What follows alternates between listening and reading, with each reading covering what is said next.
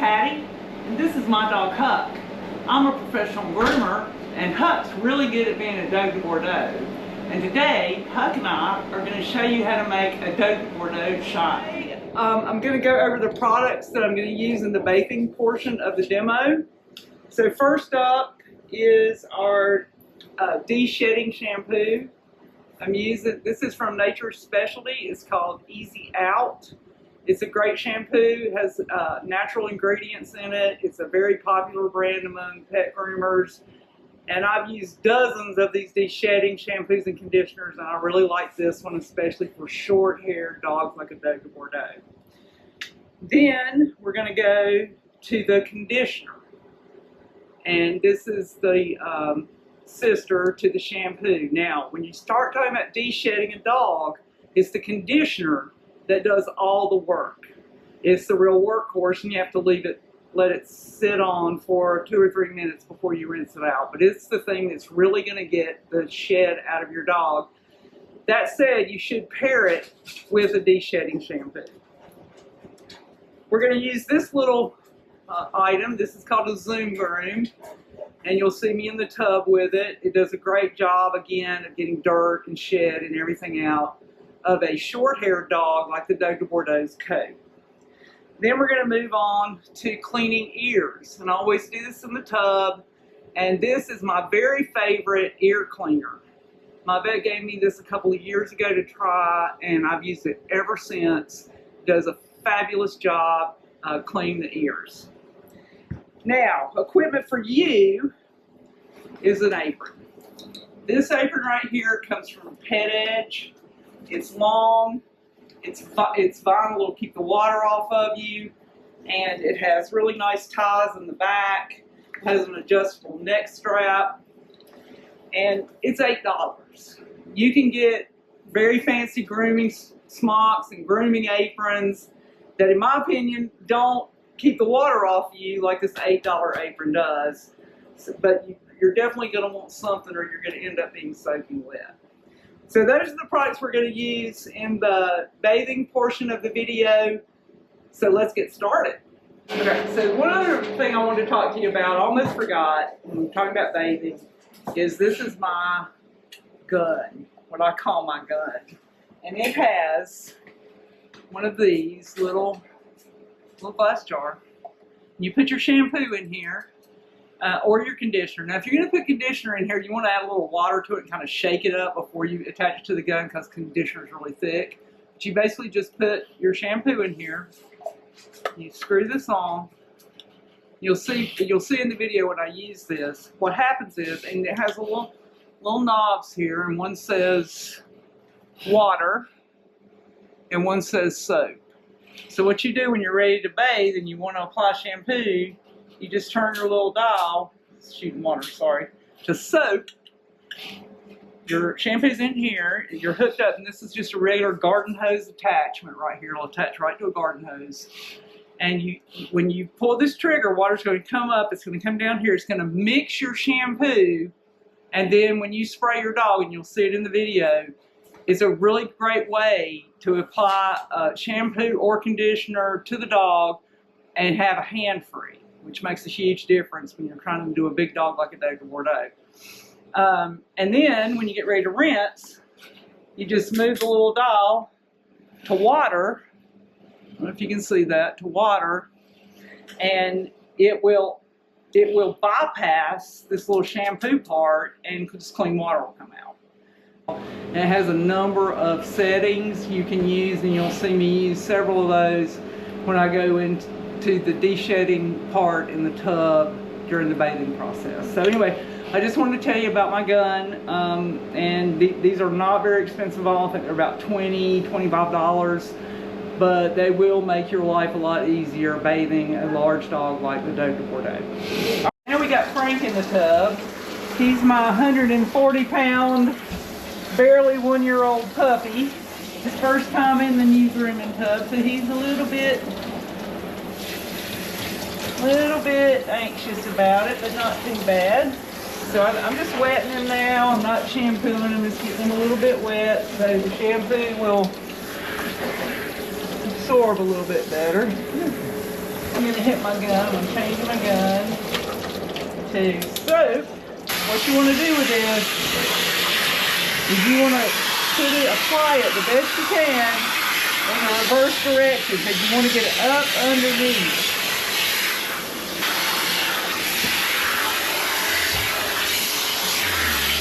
Always do the body first, and then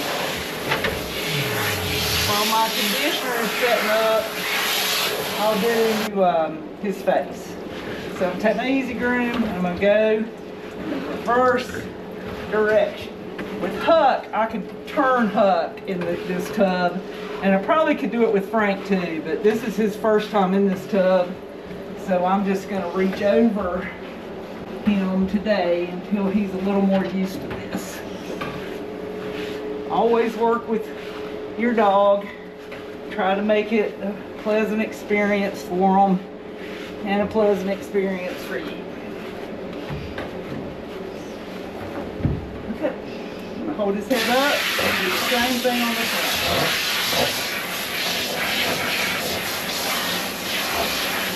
front. See the shed that's just coming out. And he's not even blowing coat. This is just a normal bathroom. If he was blowing coat, this thing would be full.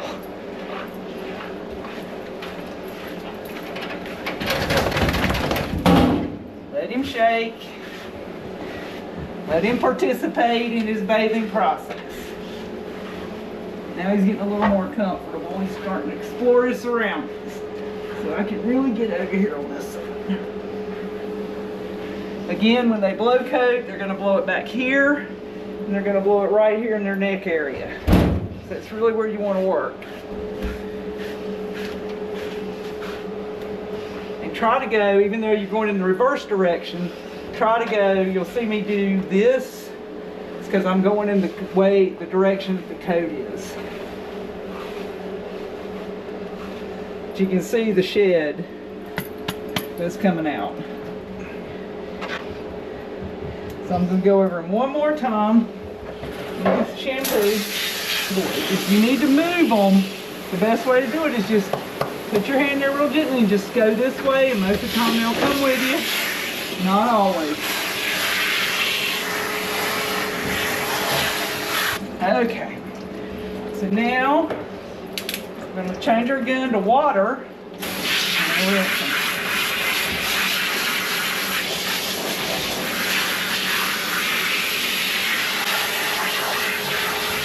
Around his head area at all.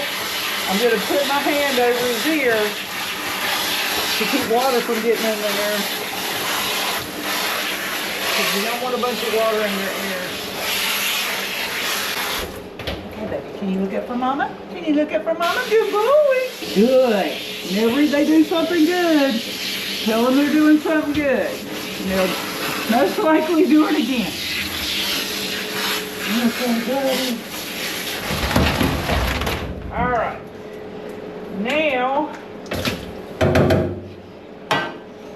we're going to put on our de-shed conditioner, and this is the real workhorse of the de-shedding process. Now what I've done is I've put conditioner in here, and I've diluted it just a little bit to help the gun mix it, and I've stirred it up because conditioner can be really thick, but you don't want to dilute it too much. You want it to go on thick. So here we go. Okay, there we go. Now you want to focus back here in this area. That's where they're going to drop all that shit. Now, take our zoom groom again. We're going to work this conditioner in. Frankie's doing such a good job. Frankie doing a good job. Frankie being a good boy. Talk to them. Tell them how they're doing good. Tell them that they're being good boys or girls. They will respond accordingly.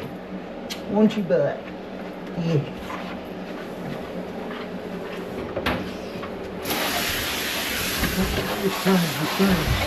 Nice, Frank. Thanks. Yeah, Mommy, I just felt like you wanted me to go this way, so I turned. Sometimes they do unexpected things that really help you out. All right, so we're gonna let that sit on there for just a minute. Now I'm gonna do his face. Now to do his face, more of that pattern of water. All right, so now we're going to use my Tearless shampoo, this Poppin' Blueberry. It doesn't have to be diluted at all. And I always start, come here baby, right up here on their head. Just scooch it in there. Don't let them shake. Put your hand on it. It's tearless, it's not gonna hurt their eyes. But I get my lather going up here. And then I just go forward. Get in those wrinkles between their noses. They really love this. It's amazing how they love this blueberry facial. It's something to do with the way it smells, the way it tastes, I don't know. But they love it. Yes, I love it. Hey, mommy, I love it. I'm kind of careful around their eyes. But if it gets in their eyes, it's not going to hurt them. In their ears, I just go back, up here. I start here and I get my lather going and I just come forward. I don't ever squirt shampoo directly on their nose or at their eyes or any of that. Hey, mommy, I got a muddy nose. Get that mud off. All right. Now, let that sit on there a little while. And I'm going to, while I do his ears, we're going to take a cotton ball. Here's my epiotic.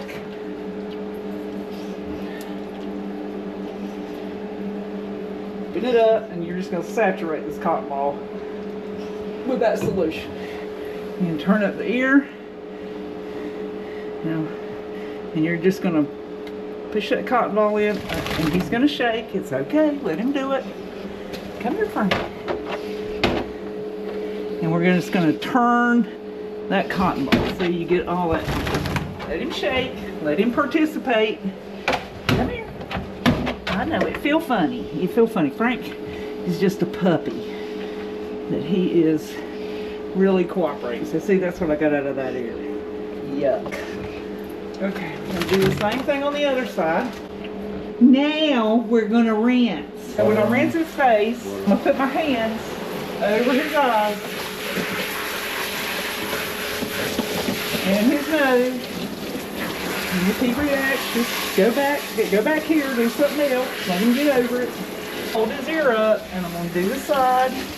I'm being very careful not to go on his nose, but still get in those wrinkles. Now when I get back to his body, I'm going back to this.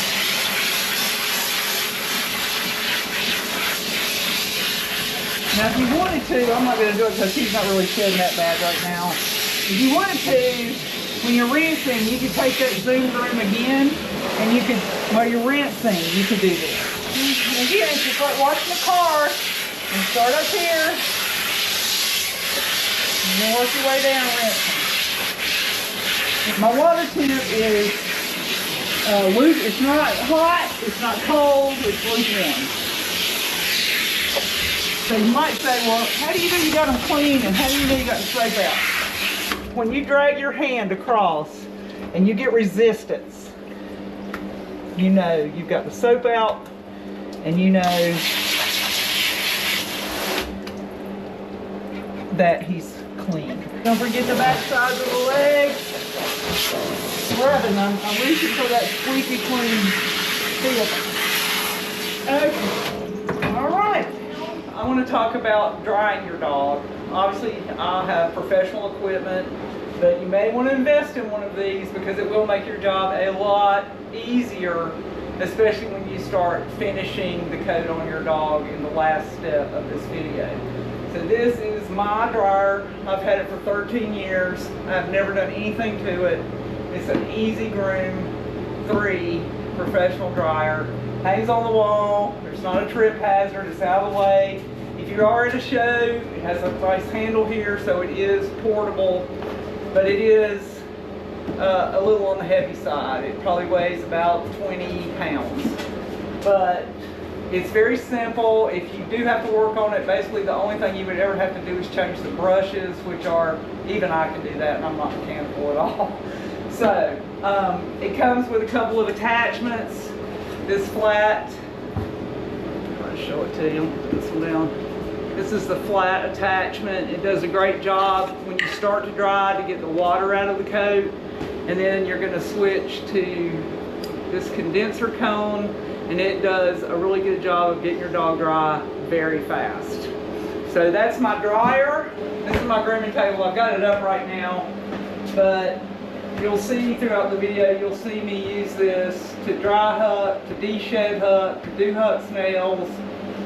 If you are considering a grooming table, I would tell you that you are, in this particular piece of equipment, you will get what you pay for. This particular table is by Wags. It's got a heavy duty lift with a foot control, which lowers and raises my table so my hands are free. It will hold 250 pounds, it will lift 250 pounds, and it has a very nice grooming area for your, especially with a big dog. And as a groomer, I specialize in large and giant breed dogs. I can tell you, having this kind of surface area for a dog the size of a Dogue de Bordeaux makes all the difference in the world. It's got a heavy duty arm. And it's got multiple places to attach loops. Here, here, here, and here. I also have this little gadget right here. It's called a groomer's helper. And it does a good job. I'll show you real quick how it works. You just attach this to the loop, pull it in, so you have your dog, you would have your dog attached here and here. You'd have another loop here. And it keeps your dog from moving side to side or backing off the table. Highly recommend this, especially with a dog the size of a Dogue de Bordeaux. Excuse me. So, and I also have a mat here. This is an anti-slip mat. This table does have an anti-slip surface on it, but I find, especially to do nails and for heavier dogs to stand on, this mat is very cushy. It's just more comfortable for them to stand on a mat like this. So that's my grooming table. You're going to see me use it today. If you have any questions, I'm going to leave my contact information at the end of this video. If you're considering a table and you'd like me to weigh in on what you're looking at, I'll be happy to help you. So now, let's get to dry it. Okay, so now we've moved Huck. We got him all rinsed. He's clean. He's towel dried off, and he's now on my grooming table. I've got him secured with a loop, and I've got him on a groomer's helper right here to keep him secure on the table. Now, even though I've got him secure on this table, you never, ever, ever, ever leave a dog looped in like this on a table without your hand on them, because one step and they'll step right off this table and they'll hang themselves. So you never, ever, ever, ever, ever leave a dog on a grooming table unattended under any circumstances. All right, take their ears in it, and it looks, and then they look like this, like a little bushka. So the dryer was really, really loud. So I'm going to do a voiceover for this section of the video because you couldn't hear me over the noise from the dryer. So I'm starting off on this flat with a flat attachment, and I'm going back and forth just like I'm mowing a yard. Just back and forth, and then when I get around his rump area, I'm going to flick it a little bit because that's a little longer back there, and it'll get more shed out by using that kind of technique. But for the body and the sides, you're going to see me use that lawnmower type motion. Now, the motion that you use in this particular video, I'm just recording the flathead part because you use the exact same technique for the condenser cone. Now, when I get around his face, I'm going to hold his ear up to protect from any water getting in it, or I don't want to blow my dryer right in his ear. And right there where around the neck area where it's a little bit longer, you're going to want to use a combination of flicking the dryer and using the lawnmower style technique. When I go around to his face, up underneath, I'm going to gently hold his head up, and I'm going to use that same motion. Alright, so now we're going to talk about nails. How to do nails. That's probably the #1 question I get as a professional groomer, is what is the best way to do nails? And you're going to see me do it with Huck, and I'm going to show you exactly the method that I use. But first I want to talk to you about equipment, because that really, really makes a difference when you're doing nails. So this is what I use. This is a Dremel light. It's cordless. And I have a Groom diamond bit on this Dremel. So you're going to see Dremel, quote, Dremel tools, off-brand Dremel tools all over Amazon. You're going to see diamond bits all over Amazon. And most of the time those are great if you're doing a toy poodle or a Yorkie or a cockapoo or something like that. But when it comes to a large or giant breed dog like the Dogue de Bordeaux, those tools are not going to cut it, because they have very thick, strong nails. And the object when you do nails is to get them done and get out, because it really does, no matter how used to it the dog is, it really does stress them out. And Curtis is going to show you a little trick that he uses in the video that works really well to keep them from getting stressed out when I'm doing nails. But I've had this particular bit from Whitman Sharpening, this Groom bit, for 13 years. And so again, a lot of times with this equipment, you are going to get what you pay for. So they're not inexpensive. They're about twice as much as the off-brands. But the difference is, do you want something that works, or do you want something you're going to struggle with? And if you do decide to get one of these bits, they also come, you can also purchase this little cleaning kit. It's just a wire brush and Ralph Whitman's special magic to clean your bit, and it will really lengthen the life of your bit. So again, you want a cordless, authentic Dremel. This is a Dremel light. It's clean, powerful enough, and you want to use a diamond bit. And you can say, well, one more thing. You can say, well, Patty, I can just put those sandpaper things on the Dremel and they work great. Well, they do work great, but they get hot really quick. And if you want your dog's nails nice and short, as close to the quick as you can get them, and you use one of those sandpaper bits, the dog's going to feel that heat and they're going to react. So I don't recommend them. And by the time you'd have to do Dogue de Bordeaux nails on a regular basis with those sandpaper bits, and bathing your dog on a regular basis like you should be, you're going to go through those. You might as well just buy one of these. So you're not having to change things out all the time, and it does do a much nicer, smoother job without heating up. Okay, so let's get on to nails. Okay, so this is my husband Curtis. Say hi, Curtis. Hello. Okay, this is a trick that Curtis does with Huck when we do his nails. So Curtis takes a peanut butter jar. This is just for the dogs. And he puts it in his pocket, and he dips his finger in it, and Huck eats peanut butter the entire time I'm doing his nails. Now, if you don't use your finger, you can use a spoon. You can put it on a paper plate. What this does is it gives the dog something to focus on rather than what you're doing with a Dremel tool. And it works incredibly well. Curtis is in position with his peanut butter. And I'm using my knee as leverage so I could hold his paw still. I'll turn my Dremel on, and I'm going to start right here. Now, I hope you can see this, but when you start seeing this little circle right here, the bigger it gets, the closer you are to the quick. See this little circle right here? When that starts getting big, you need to stop. See that? That little white circle. Puck nails are relatively short because I do them about every 4 weeks. But that's how you tell where the quick is, when you see that.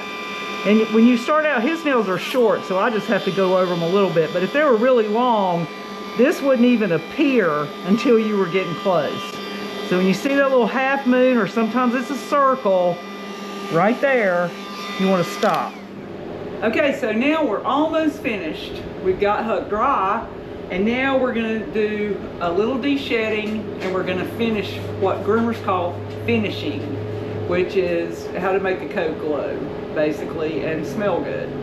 So the first thing you're going to see in this section of the video is de-shedding, and I'm using in this video a Mars Coat King. Now you'll see a lot of de-shedding rakes that look very similar to this, but I can tell you it is not a Mars Coat King. Once you use one of these, you'll never go back. All the blades are very sharp. This is a stainless steel housing, so it won't rust or degrade in any way. They make this is an 18. If your dog is blowing coat, you're going to want to start with this 18, and then you're going to want to go to the 23 blade. Huck really likes the 18, as you can tell. He's very enthusiastic about it. All right, so those are the de-shedding rakes that I'm going to use in the de-shedding portion of this section of the video. So I'm going to start with the 18 blade. Now, before you start with these rakes, you need to make sure your dog is clean and bone dry. Not damp, not slightly damp, bone dry. You'll really hurt the coat if you try to take these rakes across a dirty coat or a coat that's not completely dry. All right, so I always start with my 18 blade. And what we're going to do is we're going to gently, I don't want you to pinch your dog, gently make the coat taut, and using a downward motion, it's going to go down. Now, I use the de-shedding, if you've watched the whole video, I use the a de-shedding shampoo on him. So I'm not getting near the shed off that I would have had I not done that. So all of this is, and if you don't want to put your hand up here, like right here, I need to make it taut. I'm going from underneath. My hand's down here, and I'm pulling it like that. Empty my rake, and here we go. Now if he's not blowing coat right now, he's already done that, but if he was blowing coat, shed would just be flying off of him. But he's not really doing that now, but I didn't want to do this video without showing you that. And they're really gonna, my experience with my own Dogue de Bordeaux is that they are really gonna blow coat just like any other dog, here in the back, and they're going to blow coat up here and down the center of their chest. Back here on their backs, you'll get some shed off, but it won't be like it would be like you'll see in other places. But you're just pulling it taut, running it down, pulling it taut, running it down. Now, when you get up around his head, and I'm going to try to do this from back here, you want to cover his ear, get it out of the way of the rake, and just like that.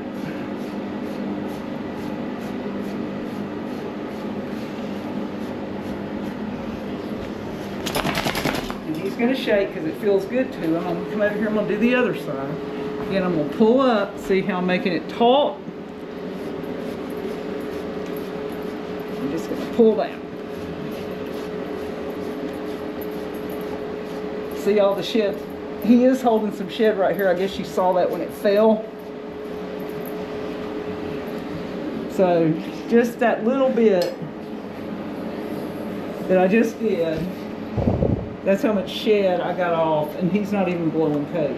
So the de-shedding shampoo works really well. Now when you get done with this, let's do this real quick because I'm just about done with it. With the flag attachment. And I just going to go back over them, and all that shed that I just loosened up is going to blow right out.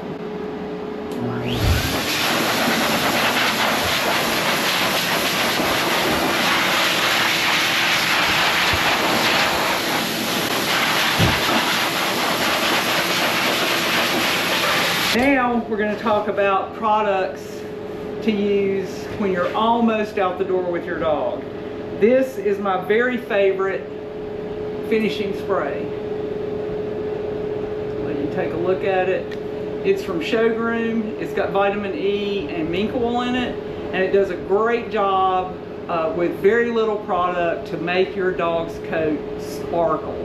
It doesn't have any kind of glitter or anything in it, but I don't know what they put in this can, but it really does a nice job, especially on short-haired dogs like the Dogue de Bordeaux, to make the coat shine. Now, this is fragrance. We're going to talk about that next. And you may wonder if you've ever had a dog like a poodle or something of that nature that you took to a groomer on a regular basis, how they got them to smell so good and how they got that smell to linger for days, if not weeks. Well, the way you do that is you layer the scent. You start with a shampoo, a conditioner, a fragrance that are all the same or similar scents. And you layer that scent on from the bath to drying to conditioning to the last step, which is fragrance.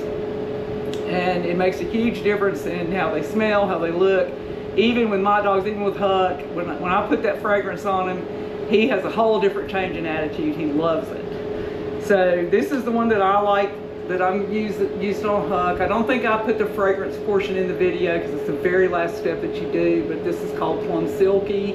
They make a shampoo, Nature Specialty makes a Plum Silky shampoo, a Plum Silky conditioner, and this fragrance, all the same scent. And the de-shedding shampoo has a very similar scent to the Plum Silky. So if I'm de-shedding and I'm using that shampoo, I'm going to get the same effect. This product right here, which I failed to use in the video, is a prebiotic, I call it nose butter, but it's got coconut oil in it and Melaleuca honey, and it does a really good job of keeping the Dogue de Bordeaux's nose. I put on Huck every day, Huck and Frank every day after I feed them and wipe off their mouths. And it does a really great job of keeping their nose moist and soft. And if your Dogue de Bordeaux should have a little, nick themselves or whatever playing, it does a really good job of healing up that little scrape or nick or whatever. So really love this product. And then you'll see me use this one in the video. This is wrinkle paste, and it does a really good job of drying out their wrinkles. It's really hard to get those wrinkles, especially around their nose area, dry. And if you don't get them dry after you bathe them, you could run the risk of having some kind of fungus or something build up in the wrinkles. And this wrinkle paste keeps that from happening. So that's all about finishing. And so let's go to that portion of the video. We are almost done. We are almost done. So here's another product, and you take a little dab like this, and I usually put it on both fingers. I hold his nose and I just go in his wrinkles with it. And you think, oh my God, this stuff is really messy when you first start using it, but it rubs in really nicely, and it will help get their wrinkles dry. If we can get Huck to look at us for a minute. All right, wrinkle paste applied. You go to apply this, you don't spray it all over the dog like this. You start above the dog at a slight angle. You can see my hand, and I'm really spraying into the air, and I'm just letting it fall on my dog. And then you're going to take your hand, just go over,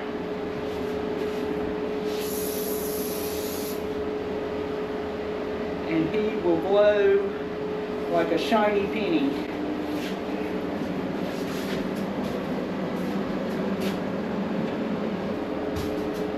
So thanks for watching the video today. If you guys have any questions or I can help you in any way, please let me know.